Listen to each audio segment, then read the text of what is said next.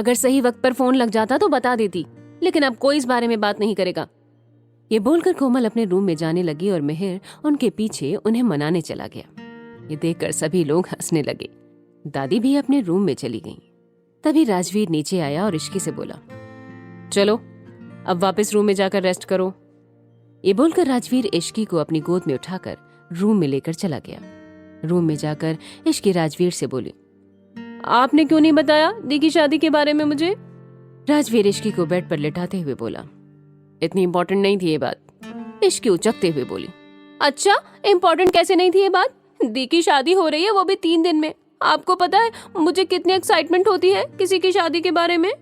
राजवीर ने इश्की के पास बैठते हुए पूछा, किसी और की शादी के लिए एक्साइटमेंट तुम्हें क्यों होती है? इश्की खुश होते हुए बोली, क्योंकि मुझे शादी की सारी रस्में देखना बहुत अच्छा लगता है।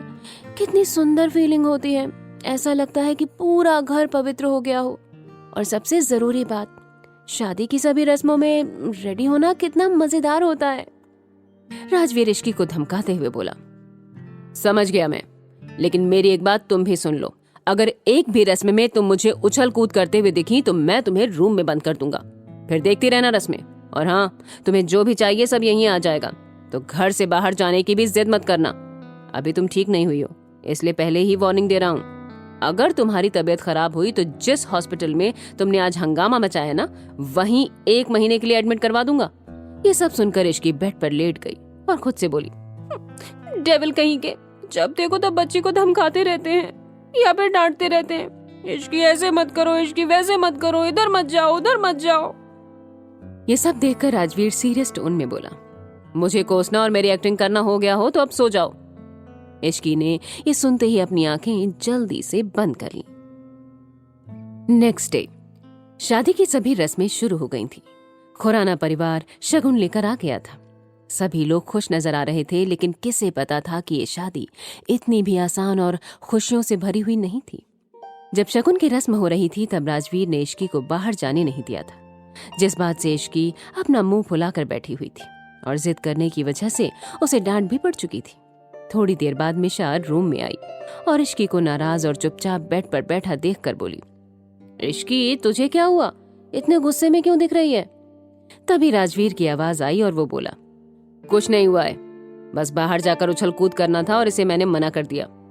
ऐसा नहीं था राजवीर इश्की को बाहर नहीं जाने देना चाहता था, वो बस इश्की को खुराना परिवार के सामने नहीं जाने देना चाहता था। उसे डर था कि कहीं कोई इश्की को कुछ नुकसान न पहुंचा दे। इश्की राजवीर पर गुस्सा करते हुए बोली, मैं क्या 5 साल की बच्ची हूँ जो बाहर जाकर उछल कूद करूंगी? मुझे पता है कि मेरी तबीयत ठीक नहीं है और जितना हो सके मुझे रेस्ट करना है। मैं नीचे जाकर आराम से चेयर पर बैठ जाती, मुझे तो बस रस्में देखनी थी। राजवीर बोला, अभी रस्में शुरू ही हुई हैं, शादी में बहुत सारी रस्में होती हैं, देखते रहना आराम से। ये सुनकर इश्की ने अपना मुंह बना लिया और मिशा की तरफ देखकर बोली, तू बोल, तू किस लिए आई थी? मिशा बोली, मैं तो तुझे बुलाने आई थी, वो डिजाइनर आए ना, चल लहंगा पसंद कर ले और अपना मेजरमेंट दे दे। इश्की खुश होते हुए बोली, हाँ चल। फिर रुककर राजवीर की तरफ देखने लगी और बोली, अब मिशा के रूम में तो जा सकती हूँ ना? राजवीर ने जवाब दिया। ये सुनकर इश्की तुरंत भागने लगी कि तभी राजवीर चिल्लाते हुए बोला, आराम से जाओ। ये सुनकर इश्की धीरे धीरे चलने लगी। मिशा चलते चलते इश्की से बोली, इश्की तू भाई को कितना तंग करती है? इश्की मुंह बनाकर बोली, मैं कहाँ तंग करती हूँ, ये तो वही है जो मुझे हर चीज के लिए रोकते टोकते रहते हैं। मिशा बोली, हाँ वो इसलिए क्योंकि वो तुझे किसी प्रॉब्लम में नहीं देखना चाहते। तुझे पता है जब तू बेहोश हो गई थी तो भाई की क्या हालत थी, बस अपने आंसू कंट्रोल कर रखे थे उन्होंने। इश्की सैड होकर बोली, बस कर, याद मत दिला। दोनों मिशा के रूम में आ गए थे। वहां वो लोग अपने लिए लहंगा पसंद करने लगे, लेकिन इश्की को कोई भी लहंगा अच्छा नहीं लग रहा था। वो बोली, आप लोग बेस्ट डिजाइनर होकर भी ये सब क्या लाए हैं? मुझे एक भी अच्छा नहीं लग रहा है। फिर इश्की मिशा के ऊपर से दुपट्टा हटाकर बोली, तू पागल है क्या, कुछ भी पसंद कर लेती है? तुझे पता है ये पिछले साल ही ट्रेंड से चला गया था। मिशा बोली, उफ, मुझे क्या फर्क पड़ता है इश्की, मैं लहंगा पहन रही हूँ ना, वो ही बड़ी बात नहीं है क्या? अगर दादी ने धमकी नहीं दी होती ना तो मैं जीन्स और शर्ट पहनती, वो कंफर्टेबल होता है। पता नहीं क्यों ये सब ताम झाम पहनना पड़ता है। वो भी सिर्फ लड़कियों को। लड़के आराम से जो मन करता है, जिसमें कंफर्टेबल होते हैं वो पहन लेते हैं। इश्की मिशा को घूर कर देखने लगी और बोली, सुधर जा तू, हाँ? नहीं तो वो बंदर सोचेगा कि मैंने प्यार लड़की से किया है या फिर लड़के से। मिशा आंख मारकर इश्की से बोली, सोचने दे, अब तो उसे प्यार हो ही गया है, तो उसके पास कोई ऑप्शन नहीं है। इश्की मिशा को बोली, व्हाटएवर। उसके बाद इश्की डिजाइनर्स की तरफ देखकर बोली, आप लोगों के पास कोई न्यू डिजाइन है तो दिखाओ, नहीं तो दफा हो जाओ, पूरा मूड खराब कर दिया मेरा। तभी वहां कोमल आई और बोली, क्या हुआ बेटा? इश्की बोली, आंटी इनके पास एक भी न्यू डिजाइन नहीं है। कोमल बोली, कैसे होगा, ये लोग ज्वेलरी डिजाइनर हैं, और ये जो लहंगे देख रही हो ये पुराने हैं जो मैं इन्हें दिखाकर पूछ रही थी, और मैं थोड़ी देर के लिए किचन में क्या गई, ये मिशा इन्हें ड्रेस डिजाइनर समझकर यहाँ ले आई होगी। मिशा बोली, अच्छा मुझे क्या पता था, मैंने ये लहंगे इनके पास देखे तो लगा कि लहंगे के लिए ही आए हैं, लेकिन इन्हें बोलना चाहिए था ना, बिना बात के इन्होंने इश्की से इतना सब कुछ सुन लिया। तभी उनमें से एक लड़की जो उनकी हेड थी वो बोली, मैम हमने ट्राई किया बताने का, पर आप सुन ही नहीं रही थी और इश्की मैम को लेने चली गई। उसके बाद डिजाइन देखकर मैम गुस्सा हो गई। उनकी बात सुनकर इश्की बोली, आई एम सॉरी, मुझे पता नहीं था, और वैसे भी इसमें सारी गलती मिशा की है। मिशा बोली, ठीक है, मैं भी माफी मांगती हूँ। इश्की बोली, तो मांग। मिशा बोली, मांग तो रही हूँ। इश्की बोली, अच्छे से मांग जैसे मैंने मांगा। मिशा बोली, okay fine, I am sorry. फिर वो इश्की की तरफ देखकर बोली, खुश? इश्की बोली, वेरी मच। उसके बाद वहां पर सही ड्रेस डिजाइन्स आए और इश्की, मिशा और रूही का मेजरमेंट लेकर चले गए। घर पूरा रोशनी से चमक रहा था। पूरे घर को ही दुल्हन की तरह सजा दिया गया था और पूरे समय घर में गीत बज रहे थे। शाम का वक्त। इश्की सब लोगों के साथ लिविंग रूम में बैठी हुई थी। सभी आपस में प्लानिंग कर रहे थे शादी में कुछ न कुछ करने का, लेकिन रूही का ध्यान कहीं और ही था, जिसे देखकर मिशा बोली, क्या हुआ है फैटी, कहाँ ध्यान है? उसकी बात सुनकर रूही बोली, कहीं नहीं, बस ऐसे ही कुछ सोच रही थी। मेहर एक्टिंग करते हुए बोला, दी हमसे दूर जाने वाली हो, कहीं इसके लिए अभी से दुखी तो नहीं हो रही हो ना?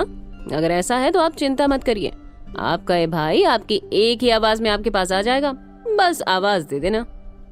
रूही बोली, हाँ मुझे पता है कि मेरे भाई मेरी एक ही आवाज पर आ जाएंगे। ये बात रूही राजवीर की तरफ देखकर बोल रही थी, जो इस वक्त सीढ़ी से नीचे आ रहा था। राजवीर इश्की के पास आया और उससे बोला, मैं थोड़ी देर के लिए बाहर जा रहा हूँ, तुम मेरे पीछे शरारत मत करना। यह सुनकर इश्की राजवीर से बोली, मैं बच्ची नहीं हूँ। इश्की की बात सुनकर राजवीर उसे बिना कुछ बोले वहां से चला गया। सभी बात कर रहे थे, तभी कोमल दादी से बोली, माँ शादी में जीजी को भी बुलाना है क्या?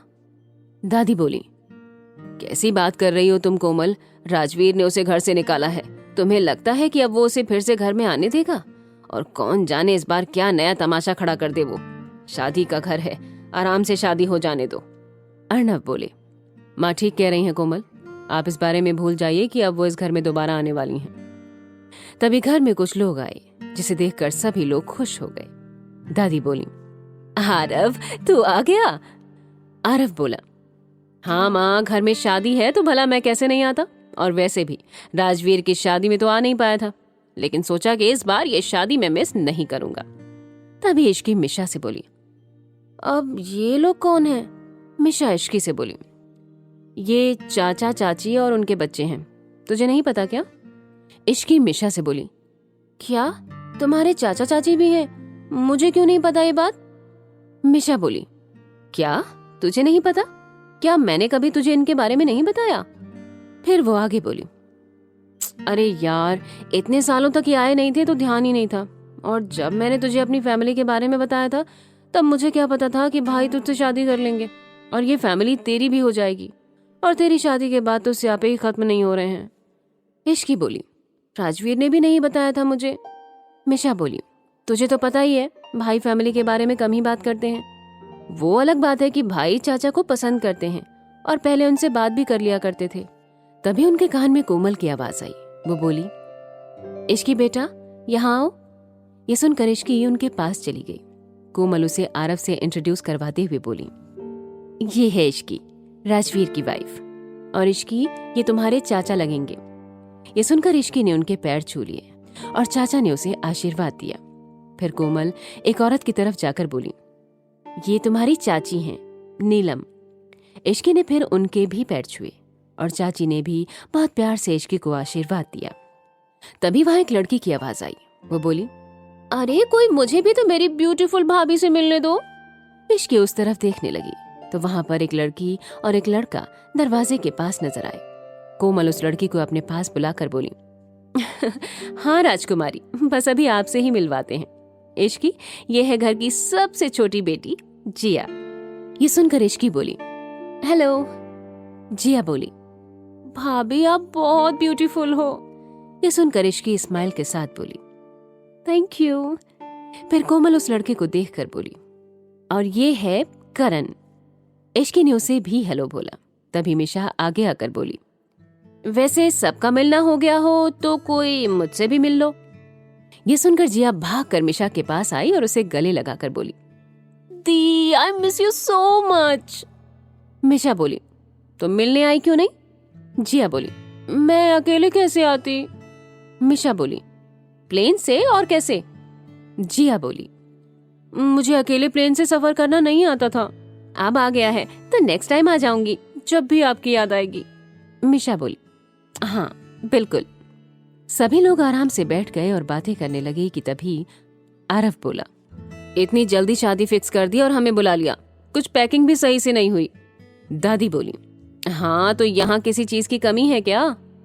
फिर दादी आगे बोली, तुम लोग थक गए होगे ना, जाओ मैंने तुम सबका रूम रेडी करवा दिया है, जाकर फ्रेश हो जाओ और थोड़ी देर रेस्ट कर लो। आरव बोला, वो तो ठीक है माँ, पर मैं पहले राजवीर से मिल लेता हूँ। कोमल बोली, राजवीर अभी घर पर नहीं है। आरव बोले, अच्छा ठीक है, फिर मैं फ्रेश ही हो जाता हूँ।